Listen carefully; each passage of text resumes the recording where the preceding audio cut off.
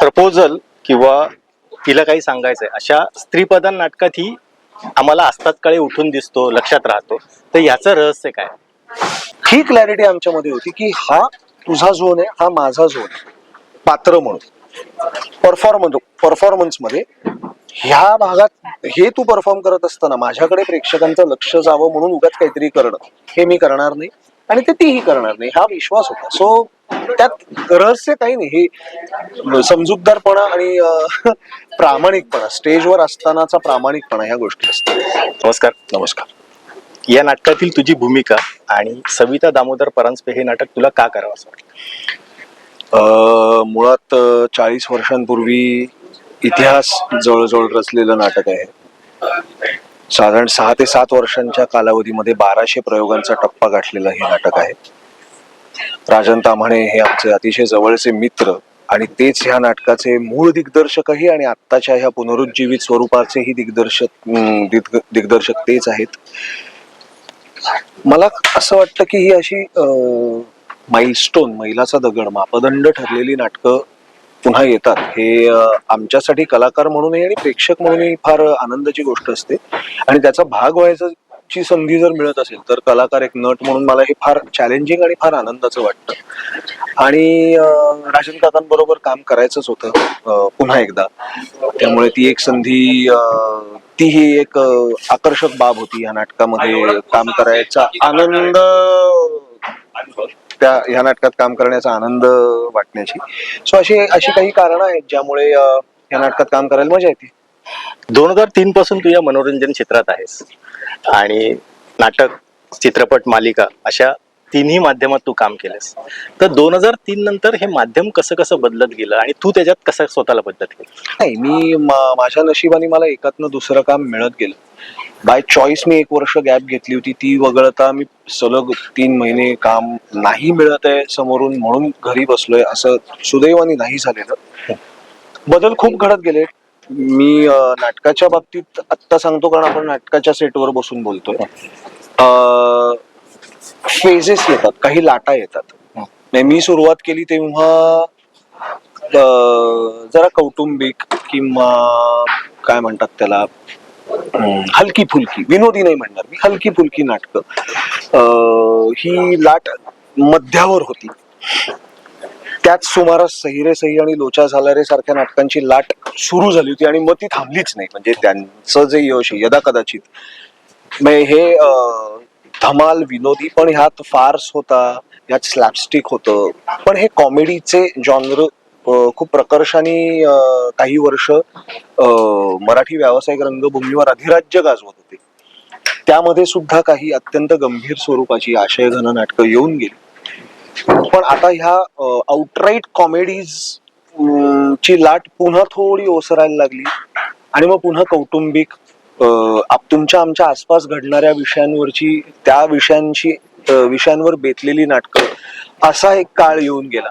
आणि तो काळ आता पूर्णतः तसा काळ आहे असं मला नाही वाटत. लॉकडाऊन नंतर विशेषतः खूप फरक पडला.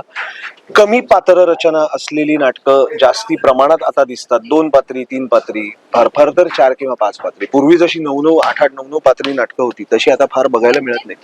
सो हे काही बदल, त्यामागे काही आर्थिक कारणं असतात, काही व्यावसायिक गणित हीच मुख्यत्वे असतात व्यावसायिक रंगभूमी असल्यामुळे. आणि प्रेक्षकांची पसंती ही कळतेच, त्यामुळे प्रेक्षकांना साधारण आता काय बघायला आवडतंय, हे आसपास काय चालू आहे, काय चालतंय याचा अभ्यास केला तर तुम्हाला नक्कीच कळतं. आणि चांगले नट, चांगल्या नट्या, चांगले दिग्दर्शक आणि चांगली निर्मिती मूल्य तुम्ही जर जपलीत तर, आणि चांगलं लिखाण असलेलं नवलिखित नाटक असेल, पुनरुज्जीवितच्या बाबतीत मी हे भाष्य नाही करणार, पण चांगलं लिखाण असलेलं नवलिखित नाटक असेल, जे भूमिका ह्या नाटकाचं आपण उदाहरण घेऊ शकतो, तर प्रेक्षक कितीही गंभीर विषय असला तरी तो विषय आणि ते नाटक आणि ती कलाकृती उचलून धरतात आणि याचा मला आनंद आहे. प्रपोजल किंवा तिला काही सांगायचंय अशा स्त्रीप्रधान नाटकात ही आम्हाला असतात काळी उठून दिसतो, लक्षात राहतो. तर याचं रहस्य काय? रहस्य काय नाही.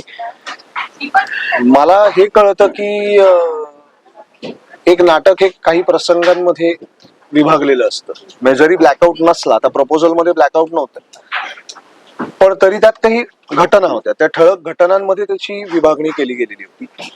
मला हे माहिती होतं की 80% नाटक हे अदितीचं नाटक, हे त्या स्त्री पात्राचं नाटक. ती जेव्हा ते सादर करत असते तेव्हा माझं काम काय आहे, मी नॉन स्ट्रायकर एंडलाय, मी सिंगल काढून तिला स्ट्राईक देऊन मला नॉन स्ट्रायकर एंडलाच येऊन उभं राहायचंय. शेवटचं 20% जे आहेत तिथे मला बॅटिंग करायची स्लॉग ओव्हर्स मध्ये, आणि ते माझं आहे. आणि त्यात ती येणार नाही, माझ्या त्या टेरिटरीमध्ये ती येणार नाही. आणि ही क्लॅरिटी दोन गटांमध्ये असली की दोन्ही भूमिका वर जायला मदत होते. तिला काहीच्या बाबतीतही तेच होतं. तेजश्री आणि नंतर प्रियाने ती भूमिका केली. ही क्लॅरिटी आमच्यामध्ये होती की हा तुझा झोन आहे, हा माझा झोन आहे. पात्र म्हणून परफॉर्मन्स मध्ये ह्या भागात हे तू परफॉर्म करत असताना माझ्याकडे प्रेक्षकांचं लक्ष जावं म्हणून उगाच काहीतरी करणं, हे मी करणार नाही आणि ते तीही करणार नाही, हा विश्वास होता. सो त्यात रहस्य काही नाही, हे समजूतदारपणा आणि प्रामाणिकपणा, स्टेजवर असतानाचा प्रामाणिकपणा, ह्या गोष्टी असतात. सविता दामोदर परांजपे हे नाटक प्रेक्षकांनी बघावं असं या नाटकात काय आहे आणि या नाटकाची काय खासियत आहे? आता हे नाटक का बघा हे काही मी तुम्हाला सांगणार नाही, तर सस्पेन्स उघडून सांगावं लागेल.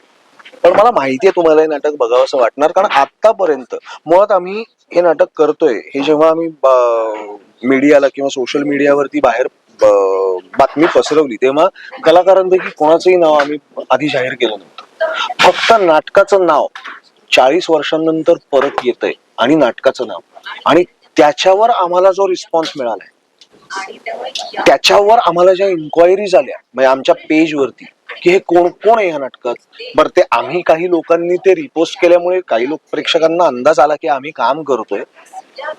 पण फक्त नाटकाच्या नावावरती एवढी चर्चा होणं, एवढी उत्सुकता वाढणं, हेच कारण आहे तुम्ही नाटक बघायला या असं तुम्हाला सांगण्यामागचं. 1200 प्रयोग झालेलं नाटक आहे. 1200 प्रयोग ही फार मोठी संख्या आहे. म्हणजे महिन्याला, त्या काळी महिन्याला जरी 20 प्रयोग ऍव्हरेज होत असतील असं म्हणलं तरी वर्षाला 240 प्रयोग म्हटले तरी 5.5-6 वर्ष सलग हे नाटक, आणि ते घसघशीत हाऊसफुल यश घेऊन चाललेलं नाटक. आता आम्ही तोच अनुभव तुम्हाला नव्याने द्यायचा प्रयत्न करणार आहोत, प्रामाणिक प्रयत्न करणार आहोत. पण निदान आमचा प्रयत्न तुम्हाला कसा वाटतोय हे बघायला तरी नक्की या.